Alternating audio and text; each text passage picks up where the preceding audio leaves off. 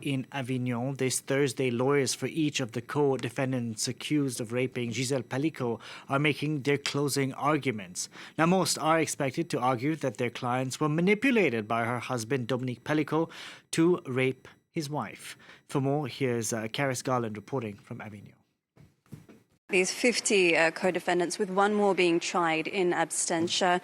More than 30 of them deny any involvement in rape, although most of them are charged with aggravated rape. And while many of them recognize that there was no consent on behalf of Carys Pelicot, who, by the way, is not present actually in court this Thursday, they say that their intention was not to rape her. And this is what's really incited public debate. And even in French politics, we have political groups who want to change the legal definition of rape to include the word consent, which is not currently the case. Well, for example, earlier we heard from the lawyer of one defendant, Andy Rodriguez. He's admitted to attempting aggravated rape against Carys Pelicot, and prosecutors want him to go to jail for 11 years. His lawyer said then that he was not aware that Carys Pelicot had been drugged by her then husband. If he had known, he would never have gone. And